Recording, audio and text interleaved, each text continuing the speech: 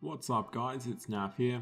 As an Ironman, there are various reasons to level crafting, whether you're just trying to get a quest requirement or make a set of magic or ranging armor. Today we will discuss popular leveling methods used amongst Ironmen and also farming locations for a lot of materials you may need on your journey for crafting as an Ironman. So on screen are timestamps if you are looking to skip to something particular. Otherwise, we'll be starting off with the most efficient ways of leveling crafting. Starting off at level 1 crafting, you actually have a few options, but we'll start off with making bowstrings. So this really is easy and can be done by any level by picking the flax just north of the Tabbly lodestone, and then you can spin it at the spinning wheel north of the flax. Banking it at Berthorpe Bank, or simply running the flax back to Tabbly Bank and spinning it at Lumbridge Castle later, whatever suits your fancy. And on that note, I just want to say with all of these methods, there is no right or wrong way to do it, so instead, I'll just lay out the pros and cons I think are relevant to the training method, so you can decide what suits you best.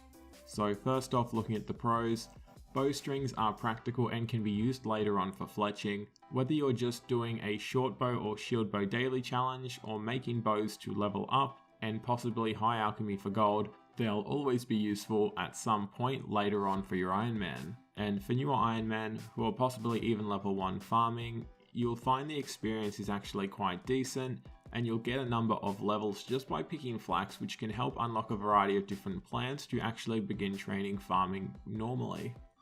And like everything, we have the cons. So realistically, picking flax is very click intensive and doesn't give you much time at all to look away from your screen, and it requires a lot of focus. And for a lot of Ironmen, picking flax won't result in an upfront gold return. Now, all I mean by that is, once you've picked all the flax and turned it into bowstrings, there's still nothing there that you can actually sell for gold if you needed it. To actually get gold from your effort spinning the flax, you would need to string unstrung bows, preferably maple or better, and then high alchemy them or sell them to a general store. So simply compared to the other methods training crafting, it won't make you easy gold, which a lot of new Ironmen may prefer. Next method also for level 1 crafters is killing cows and crafting the hide.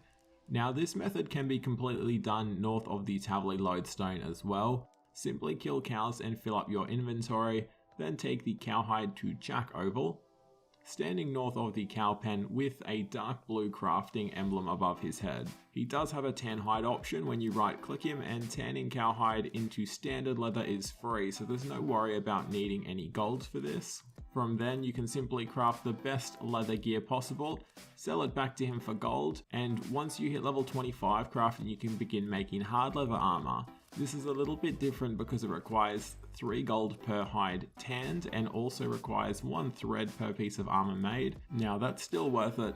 The pieces of hard leather give twice the experience and sell for between 51 to 71 gold each, but regardless, it still has more requirements, so just keep that in mind. So a quick look at the pros and cons. For the pros we have the combat experience, which does include prayer and cooking.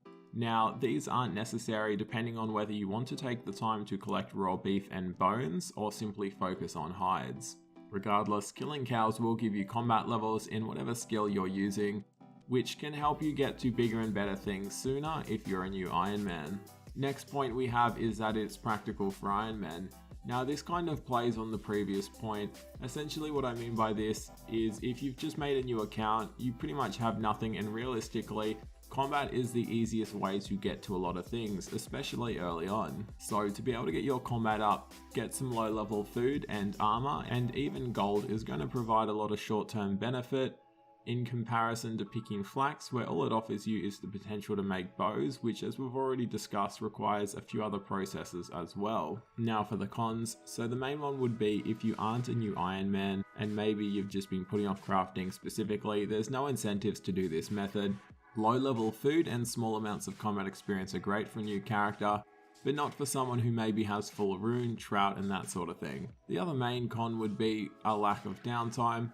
The cows aren't aggressive and crafting the gear is fast, so you're always going to be running around or clicking something new, This is different from flax because once you're at the part where you're spinning the flax, you can just AFK while it spins the whole inventory. And for the final method for level 1 crafters, we have the infamous Dungeoneering crafting method.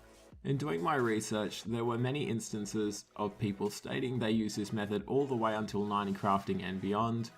Due to this method realistically not having any limitations and can provide large variances in experience per hour, greatly depending on your efficiency and style of clearing floors. This method could easily have a whole video dedicated to itself, going into further detail, but essentially how it works is you start up a floor. The level can be anywhere from 1 to 60, it doesn't matter, but the complexity needs to be 5 or 6. Once you're in the floor, make sure your ring of kinship is set to artisans.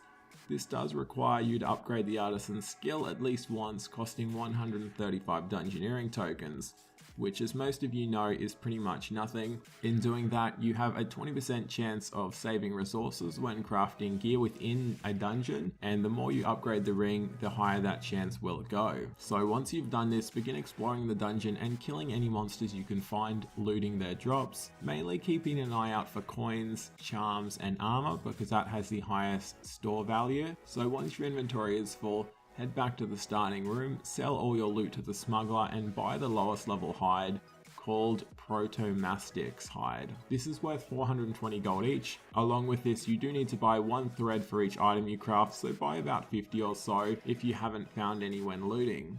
Once you've done that, simply craft the highest level gear you can up to proto leather bodies being the highest and best thing to make at level 9 crafting. Once you've done that, simply sell the armor you crafted and repeat this process until you've run out of gold and then continue to clear the instance. Now, some people choose to clear the full instance, including the boss for Dungeoneering experience, while some will only run through as many rooms as they can until they hit a time-consuming puzzle, and will just use the gold they've gotten, leave and repeat. Both are viable, and it simply depends on whether you want Dungeoneering experience at the cost of some crafting experience, or if you want to be 100% focused on leveling crafting. But of course, if you have any further questions, as it is rather confusing, feel free to just post it in the comments. So on with the pros and cons. Starting off with the pros, it can be amazing experience and requires no resources whatsoever to train, meaning you can simply do this method until 99 if you really wanted to. Another big benefit which comes from Dungeoneering in general is you'll get a lot of combat experience from clearing rooms, and if you're opening a lot of skill doors and even collecting other resources, in the instance you will get a lot of experience in general, which can be amazing for a starting Ironman to get through a lot of the grindy, lackluster lower levels. Now for the cons. My first one is somewhat opinionated, but I think a lot of people would agree. Dungeoneering is a pretty tedious and repetitive skill. Along with that, there's virtually no downtime. Even when crafting the armor, it only takes a few moments and you're required to continue clicking and remaining focused. And lastly, although it's an amazing experience, you're not actually getting anything out of it, and as an Ironman, there's so much you need as you go along, so spending a lot of time grinding without actually getting anything back may not be as good as it seems. Now my last point is kind of a pro and a con at the same time. The pro is that whether you're completing the floor or not, you will earn Dungeoneering XP, and therefore accumulate Dungeoneering tokens, and for Ironman, a lot of the Dungeoneering rewards such as Chaotix, Charming Imp and so on are amazing. So to be working on these while getting crafting experience is pretty amazing. Now the con is, unless you're completing the full floors, you will get significantly reduced Dungeoneering XP, and even if you are completing them, you will need to do a lot of floors to actually earn enough tokens to get anything good, and if you do only spend a few hours doing this, it won't be enough to unlock anything, and therefore you pretty much do leave empty-handed, and as an Ironman, you need every bit of resources and supplies you can get. Next, at level 16, we have Unstrung symbols, and at level 23 crafting we have silver tiaras. Now this method requires the darkness of Hallowvale and in aid of Myakyu to be able to effectively farm silver bars from the temple trekking minigame. The difference between the two is also the tiaras provide more experience, but unstrung symbols sell for more to the general store. Now the XP increase from unholy symbols to silver tiaras is only 5%, but you lose half of the GP value, going from 60 to 30 GP. So it really depends on whether you value gold or just want the fastest experience possible. So on with the pros and cons. Pros are, in the process of doing temple trekking, you can get combat experience, level up your followers, which helps to unlock the constructor's garb, which gives up to 6% bonus construction XP, and is available for Ironman. And if you are lucky, you can also get the lumberjack outfit if it drops, which is also available for Ironman and gives up to 6% bonus woodcutting XP. Another pro is whether you do unstrung symbols or tiaras, you produce items which you can sell to a general store and end up earning gold, which is always welcome as an Ironman.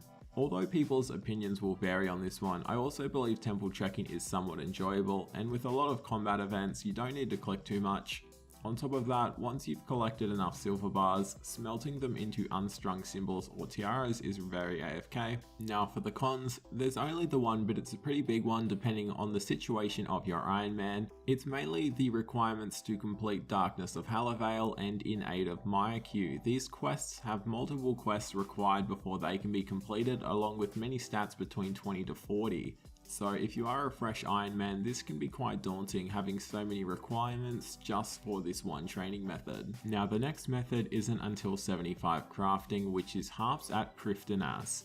Now this method simply involves tuning one of the harps in Prif at the Ithel district, and in return gives crafting and construction experience along with harmonic dust, which is useful to craft crystal, tools, armor, and weapons. The main pro of this method is it's extremely AFK, only needing to click the harps once it reaches 50% to continue getting the best experience possible, or you can remain AFK for twice as long and let it reach 100%, where you will stop playing the harp altogether until you click it, and then you will begin the process again. Also, in doing so, you do get small amounts of construction experience, which can amount to a decent amount of experience if you spend a lot of time doing harps.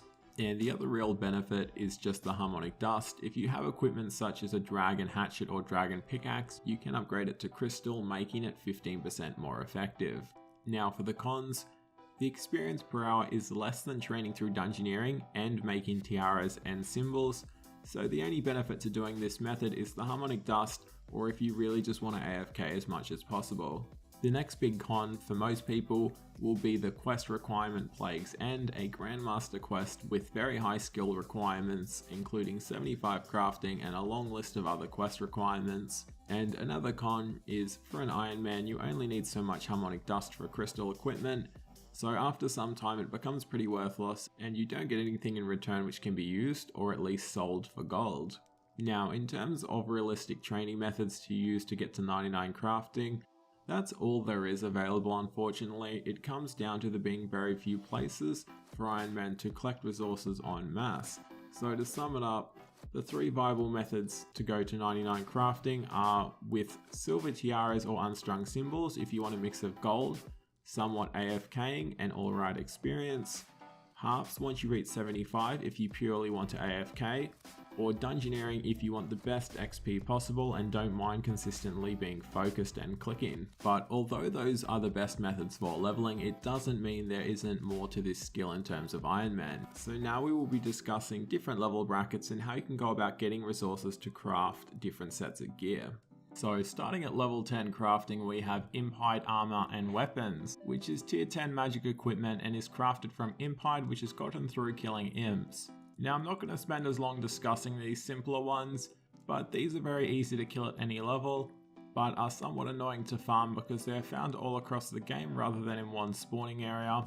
So you'll easily find them just by travelling between major cities such as Lumbridge, Varrock and Falador. Next at level 20 crafting we do have Spider Silk armor and weapons, which is tier 20 magic equipment which is made with spider silk from killing spiders. Now there are various spiders across Runescape, but the most effective place to farm them at lower levels is the Lumbridge catacombs. So the entrance can be found in Lumbridge Graveyard here. And once you navigate down a few staircases, you will find you are in a room with many level 4 corpse spiders, which will always drop spider silk along with a few other useful things for new Ironman such as runes, coins, feathers and thread. Now unfortunately this can only be accessed after completing the Blood Pact quest, but it is a short novice quest with no requirements, so if you haven't, you may as well get it out of the way. Now, the biggest drawback to these is there isn't a close bank, so if you're very low on gold, you may choose to use the Lumbridge Lonestone teleport and bank or sell your Spider Silk armor at the general store, or you may choose to simply keep one set of Spider Silk armor if you do need the tier 20 magic gear and drop the rest if you're just after the crafting experience. Next up at level 30 crafting, we have Carapace armor. So this is tier 30 range gear and is made with Carapace gotten from killing cockroaches. Now these can be found within the Stronghold of Safety between Edgeville and Barbarian Village. There you will find 3 types of cockroaches, but if you are around level 30 or higher and have food such as trout, you should have no issues killing the highest level ones, which are cockroach soldiers. These have a very good crimson drop rate of around 1 in 4 or 25% and drop a number of other useful items such as gold, uncut gems, seeds, noted ore and alchables such as rune square shields and rune scimitars. On top of that, they are relatively close to the bank, so if you aren't high enough level to use high alchemy and don't have a gem bag, it is recommended just to collect all the loot you can and bank it, as it won't take you long at all. Now, there isn't any really big cons with these things. The loot for how low level they are is really impressive, and the fact they drop a crafting material makes them pretty much perfect for Iron Man.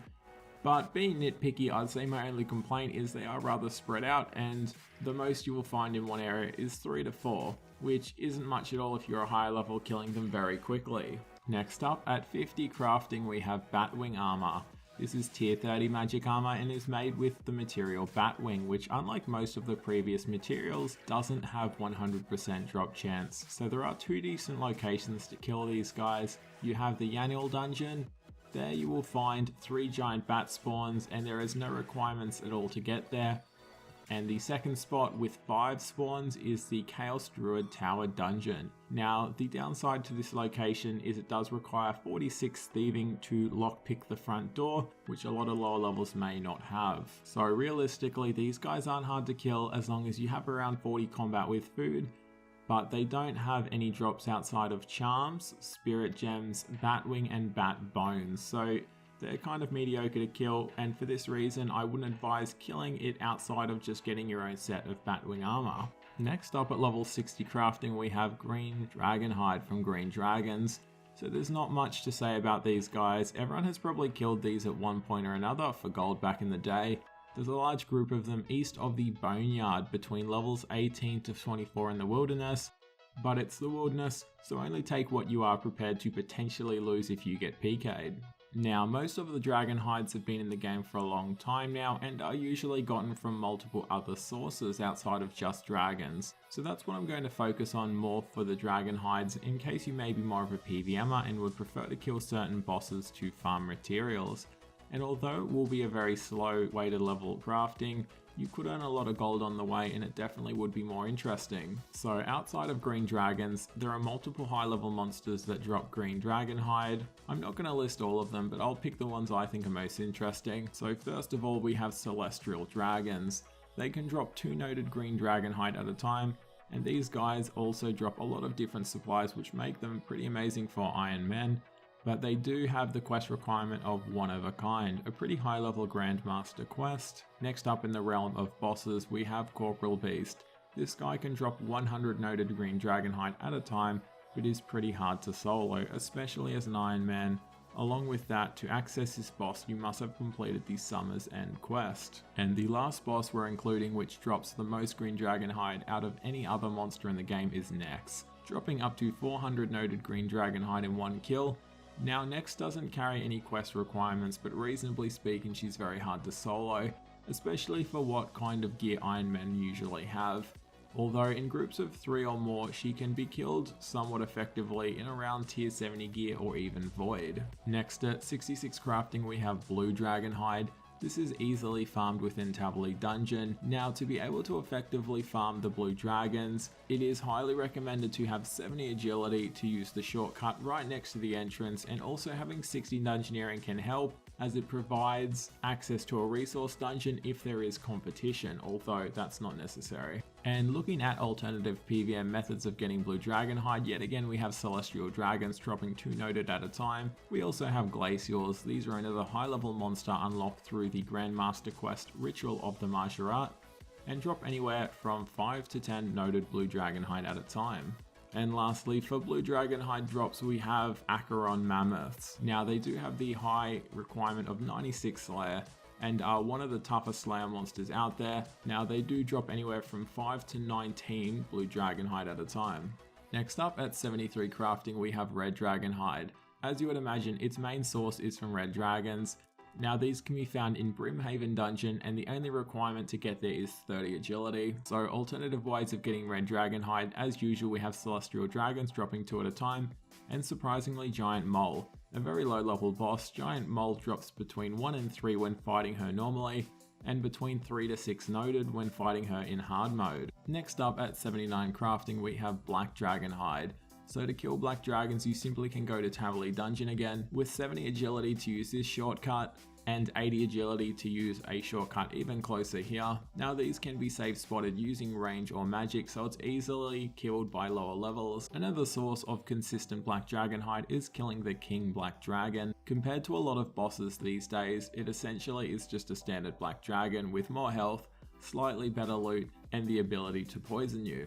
As usual, we also have celestial dragons which can drop 2 noted at a time. Now for bosses, there are a number of bosses that drop black dragonhide, so I'm not listing them all. The ones I chose to highlight are Vindicta, dropping anywhere between 25 to 44 noted black dragonhide. And for a lot of Ironman, it is the easiest boss in Guild Wars Dungeon 2 to start off with. And the other boss I chose is Araxi, dropping anywhere between 70 to 90 noted at a time. And last of the dragonhides at 87 crafting, we have Royal Dragonhide. Now this is the newest hide added to the game, which only comes from 2 sources. We have grotworms, with the Royal Dragonhide dropping most consistently from mature grotworms, found on the bottom level of the grotworm lair. And the second source of Royal Dragonhide is from the Queen Black Dragon. She does drop 5 to 7 noted at a time, along with many other useful resources for Ironman. So that covers the majority of the craftable armors. There are a few left out, such as Grypholic, Ganodermic, Serenic, and Death Lotus, and so on, because I felt they were less relevant and wanted to try keep the video at a manageable length. Now, I did want to make a special mention to a few useful things for Ironman. First off, there is crafting daily challenges. These are usually to make urns or vambraces from dragonhide. These reward a range of around 3 to 50,000 experience just from handing them in, and you can choose to double that with Biswax, so crafting dailies are something you should definitely try if you have the time. Next is the Crafting Guild. This requires 40 crafting to enter and gives you access to most tools you need for crafting, such as a tanner, spinning wheel, furnace, and molds, with a bank just to the east. Along with that, it has a small mine containing gold rocks, clay rocks, and silver rocks, with a deposit box right next to it, so newer Ironmen can stock up on supplies they need for crafting dailies or just to level. And the last important thing for Ironman is the Scroll of Dexterity.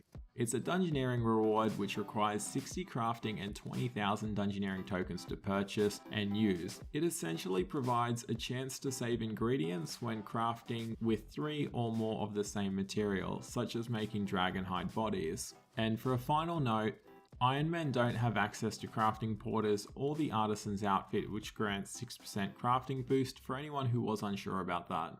But that pretty much wraps it up. If you're an Ironman and have a different method of leveling crafting, don't hesitate to leave it in the comments for others to see. And if you have a guide you want to see made for Ironman, leave it in the comments too, and I'll try my best to make that happen as soon as possible. Thank you so much for watching, and I'll catch you in the next one. Yeah.